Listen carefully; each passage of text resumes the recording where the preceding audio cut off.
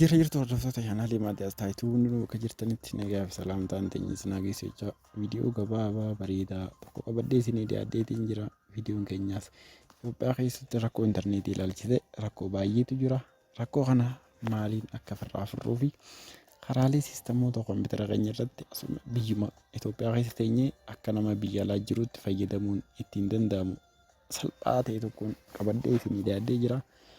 Kallattumaan hordofaa warri chaanaala kiyya Aastaayitube sabskiraayib godhin Aastaayitube sabskiraayib akka viidiyoon kiyya yeroo hunda aan gadhiisu isin bira ga'uuf all notification irra godhadhaa jecha kallattumaaniin gara viidichaatti isinii seenaa jalqaba yeroonii fi koompitara keessan banattan akkanatti gara diskitooppiitti seentan aappii koompitara irra buufattanii siistamni ittiin fayyadamtanii jira. Isa san keessa siistamni tokko akkuma bilbilaatti koompitariinis Microsoft Store qaba. Microsoft Store koompitara keenyaa gama jalaarra Windows kamiyyuu ni jira. Microsoft Store jira. Isa rabbanuudhaan akka VPN bilbilaarraatti kan nu fayyadu bilbilarraas ni jira. Buufachuu ni dandeessanii koompitara irrattis buufachuu ni dandeessanii. Warri siistama kanaan hin buufanne immoo kallattumaan biroozerumarra seentanii Pispoon jettanii yoo sarchi gootan aappii bareedaa VPN amma asuma ta'isee Ameerikaa konneekti goote ittiin hojjechuu dandeessaa. Asuma ta'isee Yerooppaa keessaa biyya barbaadde keessa ta'isee akka nama as hin jirreetti ittiin hojjechuu dandeessaa. Isa kana siistamni ittiin buufattan Microsoft Store irra seentanii yoo isinitti mijoon immoo biroozerumaa Chrome irratti sarchi gootanii Pispoon add a new tab jettanii Pispoon jettanii itti barreessinaan kallattumaan isa buufachuu dandeessu. Isa karaan salphaan itti argatan tokko Pispoon jettanii itti barreessinaan karaa salphaatiin ittiin argattanii Pispoon daawunlood itti seentaa yoonii fi Microsoft Store koompitara keetirra jiru sididee VPN koompitara keenya konneeshin akka barbaannetti ittiin nu tajaajiluudha jechuudha.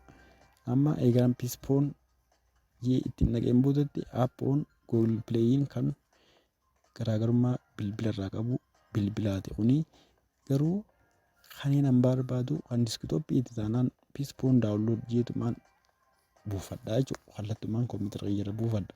Pispoon daawunlood ergaan jeen boodatti isteeppii itti aantuutti na ceesisa. Rakkoo konneeshina biyya Itoophiyaa keessa jiru yeroo nuuf intarneetiin hin dalagne kanatti Pispooniin konneektid goote biyya barbaaddetti akka nama biyya san jiruu gootee dalaguu dandeessaa jechuudha. Sanirraa kan inni isiniif dhiyeesse kana inni kun kanaa malee taanii akkanatti si dhufaa. Isa kana jechuudha Pispooniin. Isa kanarra kilik godhattanii kun Androididhaa fi kan koompiyuutaraatis akkanatti jira jechuudha. Kan barbaadde amma kan Apple ni jira, kan Windows ni jira, kan Android ni jira. Keessaa kan barbaadde buufattee ittiin fayyadamtaa jechuudha. Ittiin fayyadamuu dandeessaa jechuudha. Erga buufteen boodatti akkanatti jira. Amma fakkeenyaaf inni erga buufteen boodatti amma kan ammaan buusee akkana jira.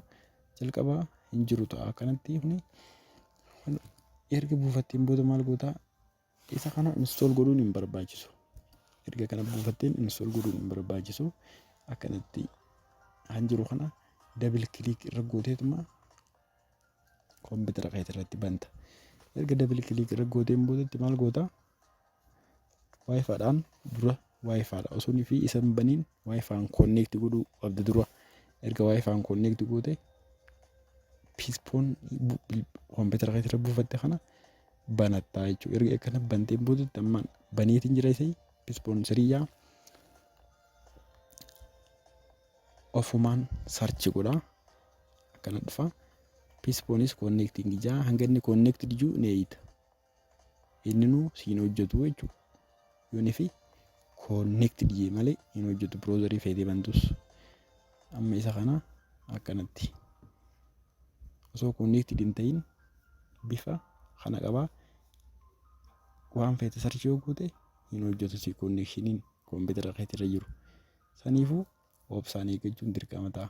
Amma fakkeenyaaf isin agarsiisa. YouTube kanaan banamuu barbaade taanaan nuun hojjetu jechuudha. Hanga inni connected ta'utti nuun hojjetu. Erga inni connected ta'ee booda karaa salphaa ta'een isiniif hojjeta. YouTube kanarra kilik yoon godhe nuun hojjetu. Hanga inni connected yuutti. Connecting jechuun jira. Search godhu jira jechuudha. Saniifuu ni eegnaa obsaan hanga inni connected jee ING tana edit jiru ni eeganna. Erga connected jee boodatti kan nuuf hojjetu jechuudha. Amma kana search godha. Yoon inni connected jee taa'e akkanumatti malee nuun hojjetu kompiitarra hin nyaa'uun. Bilbilarraas ni jira. Bilbilaatis buufattanii fayyadamuu dandeessanii. Yoorreen YouTube chaanaalii irra viidiyoo garaagaraa hojjettanillee yeroo fi YouTube chaanaalii keessan irra viidiyoo beeksisa maxxansuu barbaadu yeroo fi advertaayizii hojjechuu barbaadan aappiin kun baay'ee barbaachisaadha. Ammuma chaanaalii keessan xiqqaa fedhe irratti haa ta'u amma pispooniin waan connected hin ta'iniif akkanatti nu dhiisaa hin banuu jechuudha. Hanga pispooniin connected ta'u ni eegnaa dirqama. Pispooniin hanga connected ta'u ni eegnaa jechuudha. Connected erga sii ta'een boodatti kan PC'n kee interneetii accessii godhuu danda'u karaa salphaa ta'een. Kanaafuu dirqama obsaan eeguun dirqama ta'a jechuudha.